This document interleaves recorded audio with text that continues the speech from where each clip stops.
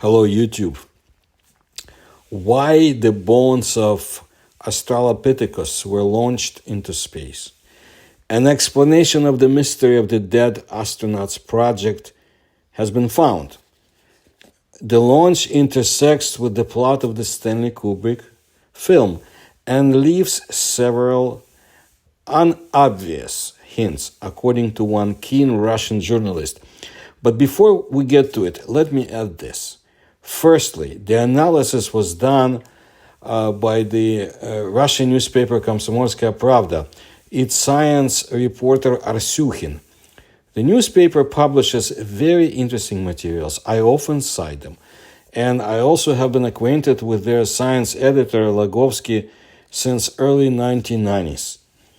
Secondly, the caves of southern Africa. I knew someone many years ago, while in the area, who was a hunter and explorer for decades, and he observed truly strange phenomena in his journeys and trekking. He told me that the world would be amazed if scientists ever got their hands on the creatures that existed in the caves and in the bowels below. And he mentioned also the sands of Namib and great structures buried deep under the sand. But we lost touch, and my notes are gone from that time, and all that remains now are just vague memories. But what a fascinating part of the world. Anyway, let's go back to the project. So in September of 2023, a plane and craft proudly called a spaceship of Virgin Galactic Company climbed into a suborbital orbit at the altitude of 90 kilometers, and then it immediately descended. The official website of the flight has the parameters of the orbit, the composition of the crew, beautiful photos, but one detail is missing. Together with people, with human beings, the unique bones of a human ancestor, Australopithecus, flew to the edge of the space. The media dubbed this prank as the Project Dead Astronauts or Dead Astronauts Project. Where did the bones come from? Why were they launched? Is there a hidden story behind this? The story is there, according to Arsyukhin, and we'll figure it out. Do you want to fly into space, but there's no money or health for a full trip to the ISS? Well, the billionaire Richard Branson has an offer for you. For just $500,000, and remember, it costs $55 million to travel to the ISS. For $500,000, you will briefly find yourself on the border of the terrestrial and the heavenly. The whole flight lasts an hour and a half. At the highest point, you will not stay very long, but the view for the porthole is already cosmic or celestial. The Earth is round and blue. Another flight would have not attracted attention, but it was accidentally revealed that the collarbone of the Australopithecus 2 million years old, and the thumb of a mysterious creature, Homo naledi, and he is 300,000 years old, went to the stars together with human beings. Branson himself did not comment on anything, but the paleontologist Lee Berger spoke to the people, like media and so forth. He said that he wanted to emphasize the contribution of human ancestors to the success of Homo sapiens, and also that Australopithecus could not even dream of going to the stars, and we pushed him there, and we did well. The grandfather was respected. Archaeologists immediately raised a fuss, saying that the bones were stolen and were flown into orbit illegally, but nothing like that. Firstly, Lee Berger himself unearthed them. Secondly, Komsomolskaya Pravda journalists in turn unearthed Berger's official request to the South African government. Can we take the bones? which has been quietly hanging on the official website of the Cabinet of Ministers since July 6, and of course, received the go-ahead from the authorities. So the bones were not stolen, but still, why do it? When Arsuhin was digging into this story, he drew attention to a seemingly insignificant fact. Berger's scientific group, which discovered Homo naledi in 2013, was called Underground Astronauts. And on that expedition, everything was very strange. Berger's expedition dug the cave of the Rising Star near Johannesburg, South Africa. Instead of taking proven scientists, Berger unexpectedly announced a casting. They were looking for preferably women and very thin. They say because the cave is narrow.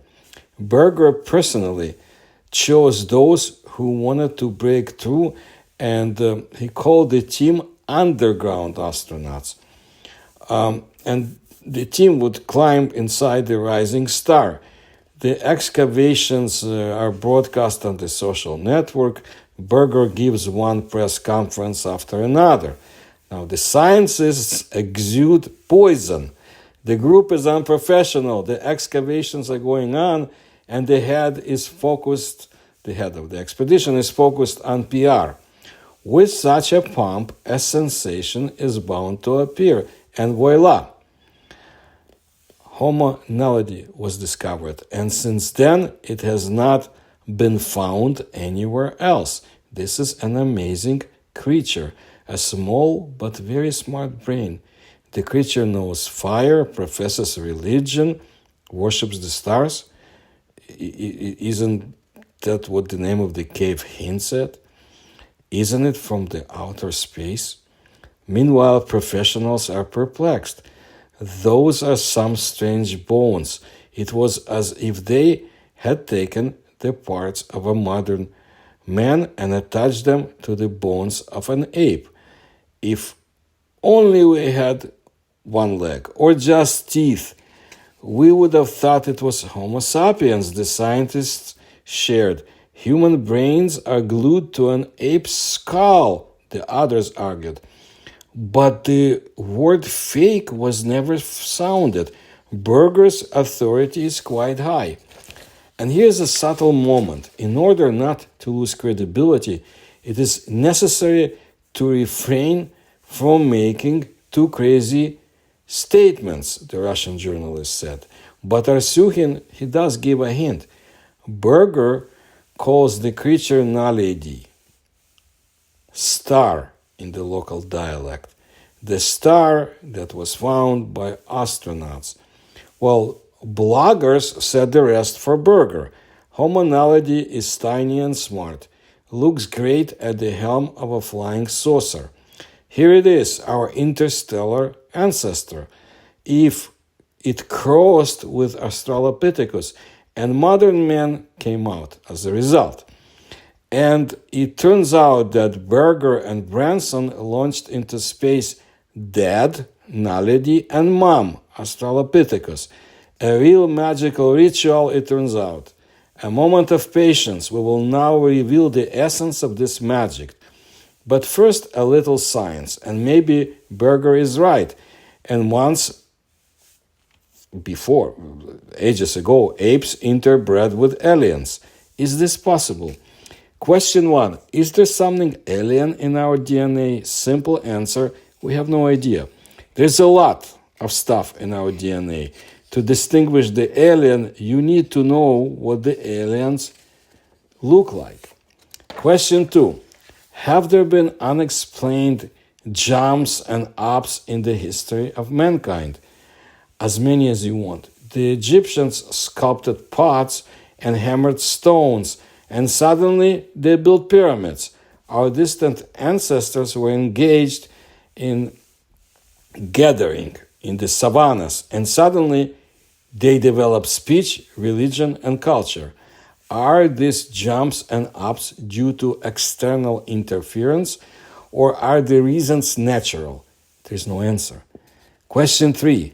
If an alien ship got stuck on Earth, would the aliens be able to join the human family? Definitely yes. As a team of scientists from Oxford has shown, intelligent beings are most likely similar throughout the universe. So stop inventing monsters and incredible creatures. All intelligent beings in the universe have plus or minus 2 arms, 2 legs, and 1 head.